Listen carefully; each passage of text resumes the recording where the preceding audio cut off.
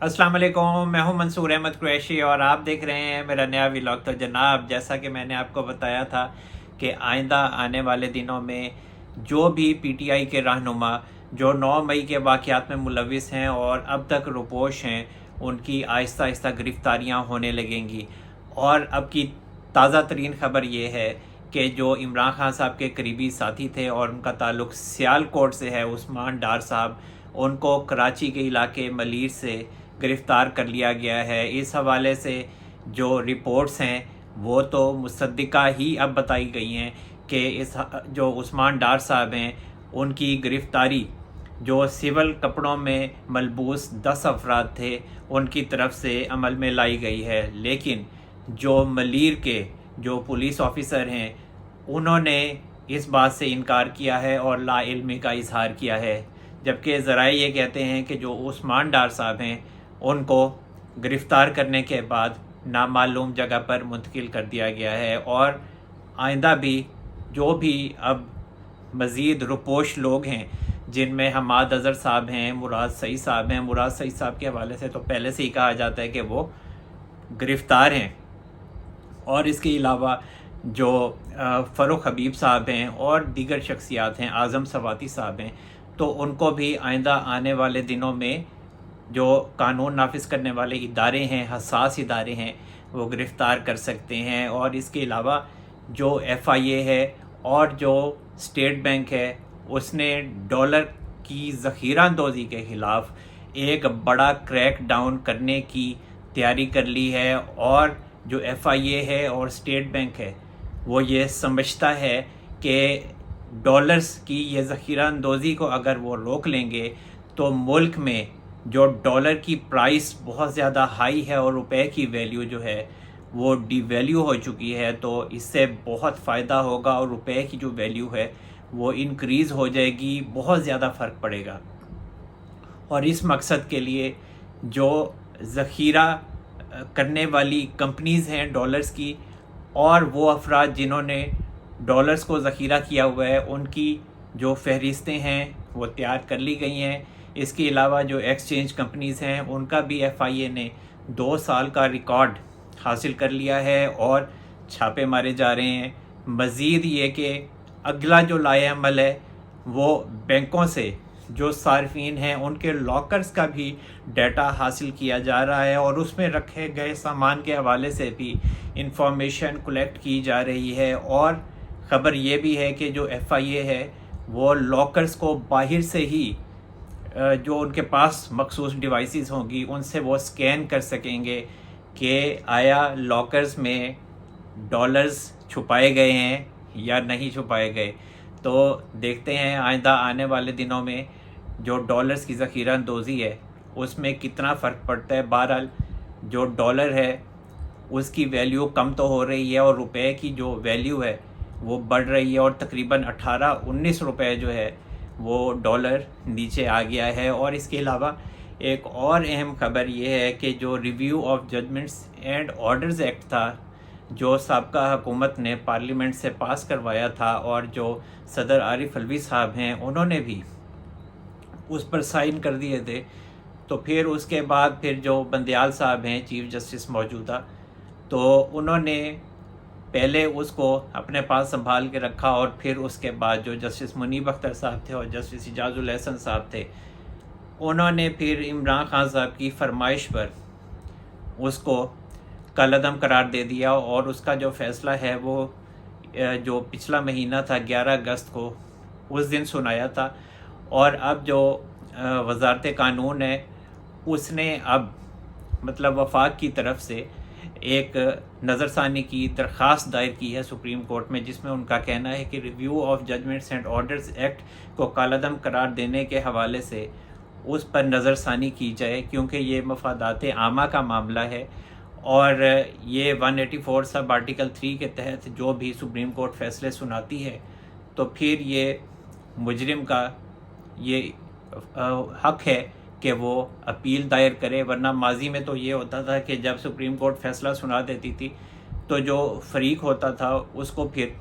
Appeal का कोई हक़ नहीं होता था, बस एमी माइनर सा एक रिव्यू होता था, वो भी बस ना ही होती थी उसके बीच में भी। तो इसमें थोड़ा सा جو اپیل کا حق تھا اس کو ایکسپینڈ کیا گیا تھا، اور اگر 5 جج ہیں تو وہ دیا تھا، اگر 184 سب آرٹیکل 3 کے تحت 5 ججز نے فیصلہ دیا تھا تو پھر کوئی پھر اس سے بڑا بینچ بنے گا اور وہ پھر اپیل کو سنے گا. لیکن بندیال صاحب نے کہا تھا کہ جو پارلیمنٹ نے یہ بل بنایا ہے یہ عدلیہ کے جو اختیارات ہیں ان پر حملہ ہے، ان کے اختیارات میں جو آزادی ہے ان کے اختیارات کے حوالے سے اس پر حملہ ہے، تو اسی وجہ سے اس کو کالعدم قرار دیا جاتا ہے. حالانکہ حملہ شملہ تو کیا ہونا تھا، یہ تو ایک مفادات عامہ کا معاملہ تھا. اور یہ کہ دوسری طرف یہ خبر پھیلا دی گئی تھی کہ جو میاں نواز شریف صاحب ہیں ان کو review of judgments and orders act سے مسئلہ ہو گیا ہے اور میاں نواز شریف صاحب اب پاکستان نہیں آ سکتے. تب بھی میں نے آپ کو یہی بتایا تھا کہ جو میاں نواز شریف صاحب ہیں ان کو review of judgments and orders act سے کوئی مسئلہ نہیں ہے، اور ان کو جو فائدہ ہوگا وہ پریکٹس اینڈ پروسیجر بل سے ہوگا. اور پریکٹس اینڈ پروسیجر بل کے تحت جو ججز ہیں وہ 3 کمیٹی بنتی ہے، 3 سینئر ججز کی، جن میں چیف جسٹس ہوتے ہیں، اور مستقبل میں اب چونکہ جسٹس قاضی فائز عیسیٰ صاحب ہوں گے چیف جسٹس ہو جائیں گے وہ، اور ساتھ سردار طارق مسعود صاحب ہوں گے، اور تیسرے جو ہوں گے وہ جسٹس اعجاز الاحسن صاحب ہوں گے. تو وہ پھر آپس میں ڈیسائیڈ کریں گے اور پھر اس کے مطابق پھر بینچ بنے گا. فرض کر لیں اگر میاں نواز شریف صاحب کی اپیل لگتی ہے سپریم کورٹ میں پریکٹس اینڈ پروسیجر بل کے قانون کے تحت، تو پھر اس کے بعد پھر باقاعدہ ایک سٹیج لگے گا، دوبارہ کورٹ روم لگے گا، اور 5 ججز نے میاں نواز شریف صاحب کے حوالے سے فیصلہ دیا تھا، تو پھر 6 ججز کا بن سکتا ہے، 7 ججز کا بینچ بن سکتا ہے. تو اس میں میاں نواز شریف صاحب کو فائدہ ہوگا. Review of judgments and orders act میں تو میاں نواز شریف صاحب کو فائدہ نہیں ہونا تھا، لیکن عام لوگوں کو جو ہے review of judgments and orders act سے فائدہ ہونا تھا. اور review of judgments and orders act کو بندیال صاحب نے کالعدم بھی اسی وجہ سے ہی قرار دیا کہ انہوں نے کچھ پلان کیا ہوا ہوگا. ڈیفینیٹلی جاتے جاتے کچھ نہ کچھ وہ کر کے جائیں گے، کسی کی حوالے سے، کسی کو نائل کرنے کے حوالے سے ہو سکتا ہے. اور اسی وجہ سے انہوں نے جو الیکشن کمیشن کی جو نظر ثانی کی اپیل تھی، جو 4 اپریل کو انہوں نے فیصلہ دیا تھا کہ 14 مئی کو پنجاب میں الیکشن کروائے جائیں، تو اس اپیل کو بھی مسترد کیا تھا. اور یہ دونوں جو معاملات تھے، چاہے وہ review of judgments and orders act تھا، چاہے وہ 4 اپریل کے فیصلے کے خلاف الیکشن کمیشن کی اپیل تھی، دونوں کو انہوں نے چلایا. حالانکہ جب جو سماعت ہو رہی تھی 4 اپریل کے فیصلے کے حوالے سے، 14 مئی کے انتخابات کی تاریخ کے حوالے سے، تب اٹارنی جنرل عثمان منصور عوان صاحب نے کورٹ روم میں کہا تھا کہ اب آپ اس معاملے کو نہ سنیں، کیونکہ اب review of judgments and orders act کا اطلاق ہو چکا ہے، اور اس پہ تو صدر نے بھی سائن کر دیے تھے. لیکن اس وقت بندیال صاحب خوش ہوئے تھے کہ ہاں یہ مفادات عامہ کا معاملہ ہے تو ٹھیک ہے، اپیل ہونی چاہیے. اس کے بعد پھر پی ٹی آئی والوں نے تھوڑا سا، اور لاہوری گروپ نے تھوڑی سی بندیال صاحب کے کان میں پھونک ماری، اور پھر یہ جو بیرسٹر علی ظفر صاحب ہیں، حالانکہ وہ وکیل بھی نہیں تھے، اور پھر انہی کے ہی دلائل شروع ہو گئے، اور بندیال صاحب نے کورٹ روم میں انہی کو ہی کھڑا کر دیا کہ جی آپ دلائل دیں اپنی پسند کے. وہ اپنی پسند کی بات سننا چاہتے تھے. اور پھر یہ review of judgments and orders act کا کام جو ہے وہ تمام کر دیا گیا. لیکن میرا خیال ہے کہ یہ review of judgments and orders act بحال ہو جائے گا. اور جو وفاق ہے اس نے رجسٹرار آفس سے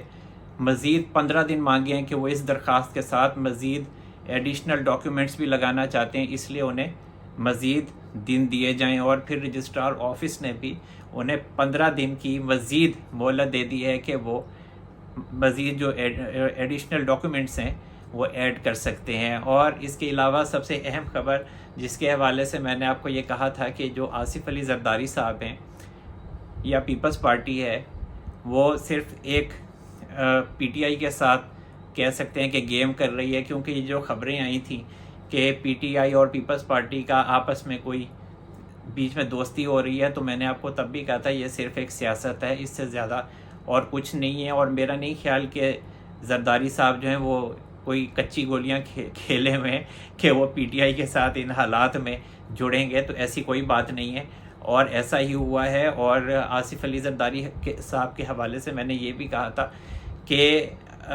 جو نون لیگ کے ساتھ پیپلز پارٹی جڑی رہے گی، اور آئندہ حکومت جو ہے وہ مکس ہی بنے گی جس طرح سے پچھلی گورنمنٹ بنی تھی، چاہے میاں نواز شریف صاحب پرائم منسٹر بنتے ہیں یا چاہے پیپلز پارٹی سے کوئی پرائم منسٹر بنتا ہے، تو یہ تمام جماعتیں سوائے پی ٹی آئی کے وہ مل جل کے ہی حکومت بنائیں گی. اور ایسا ہی ہونے جا رہا ہے. باقی کرپشن کے حوالے سے جو پکڑ دھکڑ ہے وہ ایک الگ سٹوری ہے کہ جس نے بھی کرپشن کی ہے وہ بلا امتیاز اس کے خلاف کارروائی ہوگی. باقی یہ ہے کہ جس طرح سے عمران خان صاحب کے زمانے میں زرداری صاحب کو پکڑا گیا، یا ماضی میں پکڑا گیا، یا نون لیگ کے رہنماؤں کو پکڑا گیا نیب کی طرف سے یا ایف آئی اے کی طرف سے، تو وہ کہانی نہیں ہے اب. اور مطلب پولیٹیکل وکٹمائزیشن نہیں ہے. تو زرداری صاحب نے بڑا اہم بیان داغ دیا ہے، اور جو پی ٹی آئی کے لوگ ہیں یا ان کے سپورٹرز ہیں، ان کے جو چاروں طبق ہیں وہ روشن ہو گئے ہیں، اور انہیں بڑی مایوسی ہوئی ہے. اور ان کا یہ کہنا ہے زرداری صاحب کا کہ جو الیکشن کمیشن ہے وہ نئی مردم شماری کے بعد نئی حلقہ بندیاں کرنے کا پابند ہے. اور ہمیں امید ہے، ہمیں یقین ہے کہ جو الیکشن کمیشن ہے وہ آئین کے مطابق تاریخ دے گا اور آئین کے مطابق الیکشن کروائے گا. اور الیکشن کمیشن جو ہے وہ حلقہ بندیوں کے بعد ہی الیکشن کروائے گا. اور ہمیں ابھی سیاست نہیں کرنی، ہم نے معیشت پر توجہ دینی ہے، کیونکہ یہ ملک ہے تو ہم ہیں. تو بہت بڑا بیان ہے. اور اس کے بعد جو بلاول بھٹو زرداری صاحب ہیں، ان سے جب اس بات کے حوالے سے پوچھا گیا کہ زرداری صاحب نے اس طرح کا بیان دیا لیکن آپ کا موقف کچھ اور ہے، کیونکہ بلاول صاحب نے اس کا الٹ بیان دیا ہے. اور ان کا کہنا ہے کہ الیکشن 90 دنوں میں، ہم تو کہتے ہیں کہ الیکشن 60 دنوں میں ہونے چاہیے. اگر ابھی نہیں الیکشن کرواتے تو آپ کب الیکشن کروائیں گے؟ 100 دنوں میں الیکشن کروائیں گے یا آپ 120 دنوں میں الیکشن کروائیں گے؟ اور اگر زرداری صاحب نے کوئی اس طرح کی بات کی ہے کہ نئی حلقہ بندیوں کے بعد الیکشن کمیشن جو ہے وہ الیکشن کروائے گا، تو یہ جو انہوں نے بیان دیا ہے مجھے اس کا نہیں پتہ، اس کا جواب آپ انہی سے لیں. تو بلاول صاحب بھی تو زرداری صاحب کی صاحبزادے ہیں. تو یہ ساری ملی بھگت ہے، اور یہ مل کے ہی آپس میں فیصلے کر چکے ہیں. یہ معاملات سارے پری پلانڈ ہیں، اور پلاننگ کے تحت ہی یہ معاملات آگے چل رہے ہیں. اور اس کے علاوہ جو اگلی خبر ہے وہ بھی میں نے آپ کو پہلے سے ہی پریڈکٹ کیا تھا کہ جو آفیشل سیکرٹ ایکٹ ہے 2023 اور آرمی ایکٹ ہے 2023 وہ سپریم کورٹ میں چیلنج ہوگا، اور بندیاز صاحب کے سامنے ہی چیلنج ہوگا. اور اس حوالے سے جو پی ٹی آئی ہے اور جو عمران خان صاحب ہیں، ان کے وکلاء نے عمران خان صاحب کی طرف سے سپریم کورٹ میں درخواست ان دونوں بلز کے خلاف دائر کر دی ہے. اور ان کا کہنا ہے کہ صدر عارف علوی صاحب نے جب ان دونوں بلز کے حوالے سے ٹویٹ کر دیا تھا اور کہہ دیا تھا، اپنا موقف بتا دیا تھا کہ انہوں نے ان دونوں بلز کے اوپر سائن نہیں کیے، اور یہ جو دونوں بلز ہیں یہ ان کی مرضی کے بغیر پاس ہوئے. کیونکہ جو عارف علوی صاحب ہیں ان کے پاس 3 اگست کو جو آرمی ایکٹ ہے 2023 وہ آیا تھا، اور 8 اگست کو ان کے پاس آفیشل سیکرٹ ایکٹ 2023 آیا تھا. لیکن حیران کن طور پر عارف علوی صاحب نے جو بلز تھے وہ اپنے پاس سنبھال کر رکھے، ان کے اوپر کچھ نہیں لکھا. اور جب دن گزر گئے تو اس کے بعد آٹومیٹیکلی بلز جو ہیں وہ پاس ہو گئے. اور عارف علوی صاحب کو یہ پتہ تھا کہ بلز جو ہیں وہ پاس ہو چکے ہیں. اس کے بعد پھر کہا جاتا ہے کہ عارف علوی صاحب ادھر کوسار مارکیٹ اسلام آباد میں کھانا شانا کھانے آئے اپنے دوستوں کے ساتھ، تو وہاں پر پھر ان کے کان میں کچھ سمجھایا گیا کہ آپ ایسے ایسے کریں. اس کے بعد انہوں نے جا کے ٹویٹ کر دیا اپنے پرسنل اکاؤنٹ سے، اور کہا کہ جی میرے عملے نے میرے ساتھ گڑبڑ کی ہے. میں نے ان کو کہا تھا جب میرے پاس یہ دونوں بلز آئے تھے کہ میری اس میں رائے شامل نہیں ہے، میں ان دونوں بلز سے اختلاف کرتا ہوں، حالانکہ دونوں بلز اکٹھے تو نہیں آئے تھے، ایک ایک کر کے آیا تھا، ایک 3 اگست کو آیا تھا، ایک 8 اگست کو آیا تھا، لیکن آپ کو پتہ ہے کہ جھوٹ کا اور پی ٹی آئی کا چولی دامن کا ساتھ ہے، تو جو عارف الوی صاحب ہیں انہوں نے بھی وہی جھوٹا ہی پینا ہے نا، وہی پیا ہوا ہے۔ تو جو میرا عملہ ہے انہوں نے کہا تھا کہ ٹھیک ہے ہم ان دونوں بلز کو واپس پارلیمنٹ بھیج دیں گے، پھر میں نے دوبارہ بھی ویریفیکیشن کی کوشش کی، بار بار ان سے پوچھا، اور عملے نے کہا کہ جی بالکل ایسا ہی ہوا ہے، ہم نے واپس بھیج دیے ہیں، لیکن بلز ادھر ہی پڑے رہ گئے۔ اس کے بعد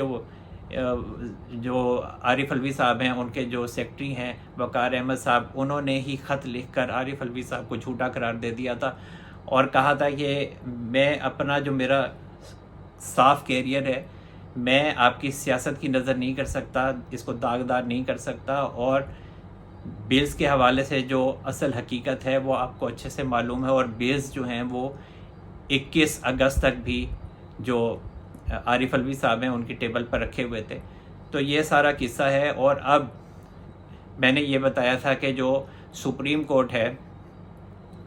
وہ ان دونوں بلز کے حوالے سے درخواستیں ٹیک اپ کرے گی، اور بندیال صاحب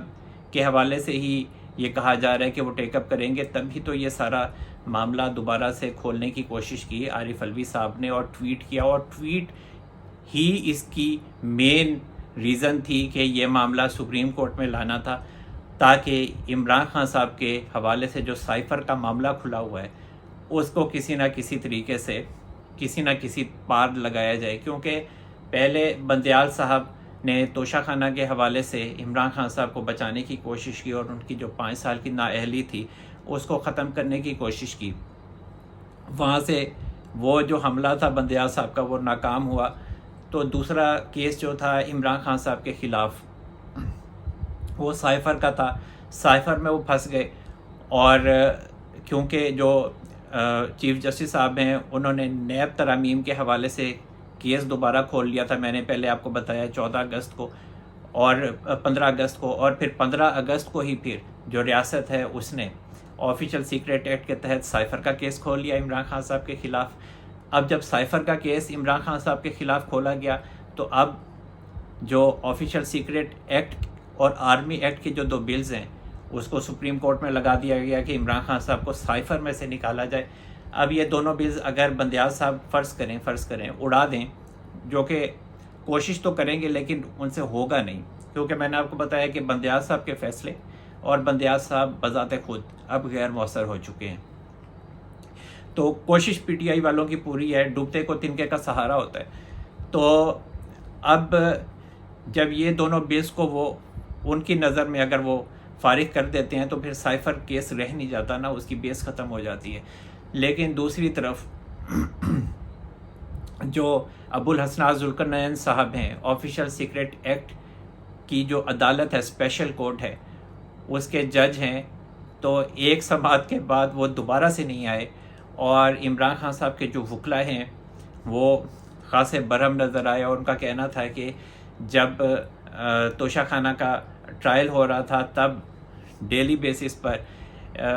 جو سماعتیں ہیں وہ ہوئیں اور عمران خان صاحب کو سزا دلوائی گئی، اور اب جب ضمانت کا معاملہ ہے عمران خان صاحب کی تو اس پہ ڈیلے پر ڈیلے ہو رہا ہے، تاریخ پر تاریخ دی جا رہی ہے، اور عمران خان صاحب کے حوالے سے جو سہولیات کا معاملہ ہے وہ بھی جھوٹی رپورٹ ریاست کی طرف سے ہائی کورٹ میں جمع کروائی گئی ہے، عمران خان صاحب کو کوئی سہولیات نہیں دی گئی۔ اور دوسرا یہ کہ میں نے آپ کو یہ بتایا تھا کہ جو ابوالحسنات ذوالقرنین صاحب ہیں جنہوں نے 15 اگست کو ایف آئی اے کی درخواست پر عمران خان صاحب کے حوالے سے جوڈیشل ریمانڈ دیا تھا، اور عمران خان صاحب کو 29 اگست کو تک ریمانڈ کر دیا تھا، پھر 29 اگست کو پھر جو ابوالحسنات ذوالقرنین صاحب ہیں وہ اٹک جیل میں آئے تھے اور وہاں سماعت ہوئی تھی، اور عمران خان صاحب تو حیران پریشانی ہو گئے تھے، اور ضمانت بھی غالباً اسی دن ہوئی تھی، اور اس کے بعد پھر 13 ستمبر تک عمران خان صاحب کو جوڈیشل کر دیا گیا سائفر کیس میں۔ تو میرا یہ خیال ہے کہ یہ جو سماعت ہے اس میں بھی اب ڈیلینگ ٹیکٹکس کا استعمال ہو رہا ہے، اور چالان جب تک جمع نہیں ہوگا ایف آئی اے کی طرف سے عمران خان صاحب اور شاہ محمود قریشی صاحب کے خلاف سائفر کیس میں، تو پھر سماعت نہیں ہوگی۔ جیسے ہی چالان جمع ہو جائے گا تو ضمانت کی درخواست بھی سن لی جائے گی، اور ساتھ ہی عمران خان صاحب کا ٹرائل بھی شروع ہو جائے گا۔ جبکہ اگر ضمانت کی درخواست اگر ابوالحسن ذوالقرنین صاحب نے ہی سننی ہے، جس پہ جو سیکھ پائے ہیں عمران خان صاحب کے وکلا، تو پھر اسلام آباد ہائی کورٹ آپ چلے جائیں، وہاں پہ بھی تو درخواست دی ہوئی ہے ضمانت کی۔ اور ابوالحسن ذوالقرنین صاحب اگر آپ کو اتنے اچھے لگ رہے ہیں تو پھر عدم اعتماد کیوں کیا تھا ان کے اوپر؟ عدم اعتماد بھی کیا ہوا ہے ان کے خلاف، اور درخواست ان کے خلاف اسلام آباد ہائی کورٹ میں بھی دی ہوئی ہے۔ تو فی الحال عمران خان صاحب کا یہ جو سائفر کیس ہے، اس میں بچنا بہت ہی زیادہ مشکلت، اور سزا تو ہو ہی جائے گی ان کو۔ اور اس کے علاوہ ایک اور اہم خبر کہ جو چودھری پرویز الہی صاحب ہیں، ان کی جو اہلیہ ہیں، انہوں نے چودھری پرویز الہی صاحب کے جو لاہور ہائی کورٹ کا فیصلہ تھا جس میں ان کی درخواست کو غیر مؤثر قرار دے دیا گیا تھا، اس کے خلاف ان کی اہلیہ نے سپریم کورٹ میں درخواست دائر کر دی ہے، اور ان کا کہنا ہے کہ جو لاہور ہائی کورٹ ہے، انہوں نے جو حالات و واقعات ہیں ان کو درست طریقے سے نہیں پرکھا، اور لاہور ہائی کورٹ کا فیصلہ تھا کہ چودھری پرویز الہی صاحب کو باعزت طریقے سے رہا کیا جائے اور انہیں گھر تک بھی چھوڑ کر آیا جائے، لیکن جو اسلام آباد پولیس ہے انہوں نے وائلیشن کی لاہور ہائی کورٹ کے فیصلے کی، اور انہیں گرفتار کر کے لے گئی۔ اور مزید یہ کہ جو چودھری پرویز الہی صاحب ہیں، ان کے خلاف جو بھی خفیہ کیسز ہیں، جو ایف آئی آرز ہیں، ان کا مکمل ریکارڈ منگوایا جائے، اور جو ان کی اہلیہ ہیں ان کو ان کے سپرد کیا جائے، ان کے وکلا کو کے سپرد کیا جائے، اور انہیں پاکستان کے اندر کسی بھی کیس میں گرفتار نہ کیا جائے۔ یہ جو ویسے ایک نئی اس طرح ایجاد ہوئی ہے نا، عمران خان صاحب جب سے سیاست میں آئے ہیں اور جب سے انہیں عدالتوں نے ریلیف دینا شروع کیا ہے، تو ان کے جو پسند کے ججز تھے انہوں نے یہ نئی اس طرح نکالی، کسی بھی کیس میں گرفتار نہ کیا جائے۔ یہ کون سا پتہ نہیں قانون ہے، مجھے تو نہیں سمجھ آئی کہ یہ کون سا قانون ہے۔ یہ پاکستان کی عدالتوں میں اس قسم کا قانون پہلی دفعہ سامنے آیا ہے، میں نے تو کبھی نہیں سنا اس طرح کا قانون کہ جی کسی بھی کیس میں گرفتار نہ کیا جائے۔ تو معذرت ہے ججز کے ساتھ، ایسا کوئی بھی قانون مجھے تو نہیں نظر آیا کبھی۔ تو کون سا پاکستان کا کوئی غریب آدمی ہے جس کو کبھی آپ نے اس طرح کا فیصلہ دیا ہو، جو عمران خان صاحب کے حوالے سے اور چودھری پرویز الہی صاحب کے حوالے سے آپ لوگ اس طرح کے فیصلے دیتے ہیں کہ اس کیس میں تو کیا کسی بھی کیس میں گرفتار نہ کیا جائے، اور آئندہ جو ایف آئی آر درج ہو اس میں بھی گرفتار نہ کیا جائے۔ یہ لاہور ہائی کورٹ نے ویسے ایک کام شروع کیا تھا، تو اب آپ کو پتہ ہی ہے کہ اب حالات کیا ہیں۔ اور اس کے علاوہ جو بجلی چوری کے حوالے سے ہے، جو وزارت پاور ڈویژن ہے اس نے ایک بڑا کریک ڈاؤن شروع کر دیا ہے، اور جو تقسیم کار کمپنیز ہیں ان کے بھی 1955 جو آفیسرز ہیں ان کے خلاف ایف آئی آرز درج کر دی ہیں، اور ان میں سے 31 افسران کو گرفتار بھی کر لیا گیا ہے۔ مزید یہ کہ جو 40 لاکھ یونٹ تھے بجلی کے، ان کے چوری کرنے کی بھی تصدیق ہو گئی ہے، اور اس حوالے سے جو 16 ملین روپے ہیں اس کا جو جرمانہ تھا وہ عائد کیا گیا، اور وہ ریکور بھی کیا گیا ہے۔ ایک اور اہم خبر